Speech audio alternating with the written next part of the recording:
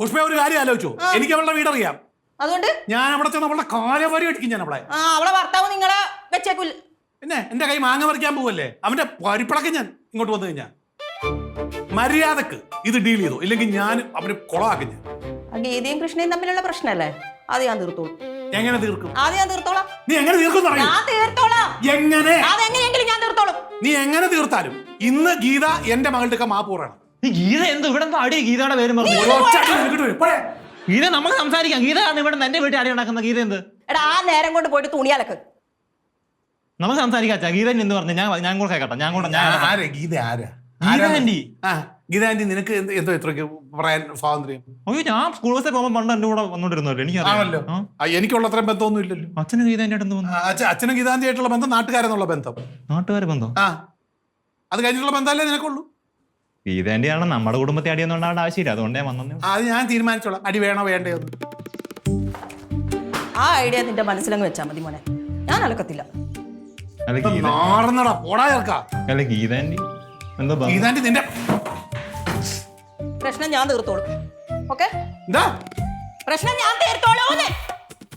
തീർത്താ നിനക്ക് കൊള്ളാം.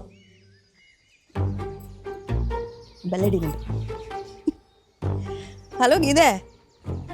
എടി നീ കൃഷ്ണയോട് പറഞ്ഞപ്പോൾ അവൾക്ക് കൊച്ചിരി വിഷമായി ഞാൻ നിന്നോട് പറഞ്ഞിട്ടില്ലേ? ഒരു സോറി അങ്ങോട്ട് പറഞ്ഞോടി. ഫോൺ കൊടുക്കാട്ടോ. ശരി. ഗീത ആന്റി എനിക്ക് സംസാരിക്കാൻ. നീ പറഞ്ഞിട്ടില്ല ഞാൻ വിളിച്ചത് അവളെ. ഹലോ. പതുക്കെ അവള് പേടിച്ചു. Hello aunty. ഇല്ല ആന്റി, കുഴപ്പമൊന്നുമില്ല. എനിക്ക് പെട്ടെന്ന് വിഷമായി പോയി, അതുകൊണ്ട് പറഞ്ഞതാ. ഞാൻ ഹോട്ടൽ മാനേജ്മെന്റ് പഠിച്ചതാ. എനിക്ക് ജോലി മേടിക്കാനൊക്കെ അറിയാം. നിങ്ങളുടെ മക്കൾക്ക് ജോലി ഉണ്ടെന്ന് പറഞ്ഞോണ്ട് ഞാൻ എന്താ കിണറ്റിൽ പോയി ചാടണോ? എന്റെ അമ്മ നിങ്ങളോട് കൂട്ടുകൂടി, അതാണ് പറ്റിയ തെറ്റ്. വിടമ്മ, വിട്. ഞാൻ കാണിച്ചു തരാം. ഞാൻ നല്ല ജോലി മേടിച്ച് നിങ്ങളുടെ മുന്നിൽ കൂടെ നടക്കും. വിടാം, കൊണ്ടു. നീ പറഞ്ഞിട്ടല്ലേ ഞാൻ വിളിച്ചത്? അവരെ സോറി പറയാൻ വേണ്ടിട്ടല്ല എന്നെ വിളിച്ചത്, എന്നെ കളിയാക്കാൻ വേണ്ടിട്ടാ. എന്നാലും ഇത്രയൊന്നും പറയണ്ട. ഞാൻ ഇനി അവളെ മുഖത്ത് എങ്ങനെയാ നോക്കുന്നത്? മുഖത്ത് നോക്കണ്ട, പറഞ്ഞ കുറച്ച് കുറഞ്ഞു പോയി. ഇരിക്കട്ടെ. അല്ല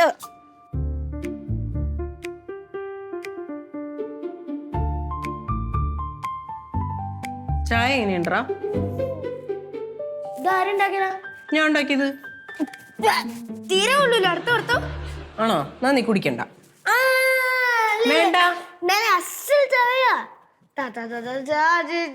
അല്ല ചായയാണോ? ഇനി നിനക്ക് ഈ അസല് ചായ ഉണ്ടാക്കി തരില്ല ഞാൻ. എന്താ ചേച്ചി?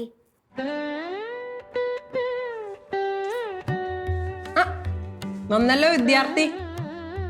ഇരിക്കത്തമ്മ, ചായ എടുക്കട്ടെ? എനിക്കിപ്പോ ചായ വേണ്ട. എന്താ ചായ വേണ്ടാത്തെ? ചേച്ചിന്റെ ചായ ആയതുകൊണ്ടായിരിക്കും. നീ പോടാ. ആണോ അച്ഛമ്മേ? അതുകൊണ്ടൊന്നുമല്ല. പിന്നെന്താണ്? വാ ഇരിക്കേ. ഇന്ന് സ്കൂളിൽ പോയ വിശേഷമൊക്കെ പറയാ. അച്ഛമ്മ ഗ്യാങ് ഒക്കെ സെറ്റ് ആയോ? ഗ്യാങ്ങാ? ഇത് ഗ്യാങ്? എനിക്കൊക്കെ ഗ്യാങ് ഉണ്ട്.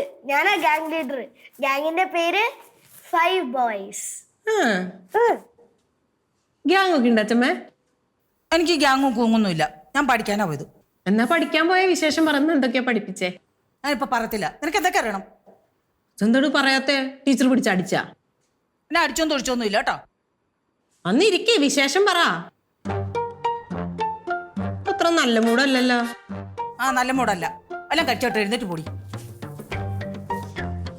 അച്ഛമ്മക്ക് ഇത് എന്താ പറ്റിയേ? അച്ഛമ്മക്ക് അടി കിട്ടി കാണും. നിനക്ക് എങ്ങനെ അറിയാം? എനിക്ക് കിട്ടാറുണ്ടല്ലോ എന്നും. എന്നത് കണ്ടുപിടിക്കണം. അന്നെ അച്ഛമ്മയുടെ ഉള്ളം കയ്യിൽ നോക്കിയാൽ മതി. അടി കിട്ടിയിട്ടുണ്ടെങ്കിൽ ചോന്നിരിക്കും. അത് ഞാൻ കണ്ടുപിടിച്ചോളാം കേട്ടാ. ഓൻ ചായ കുടിക്കും. മുന്നോക്കം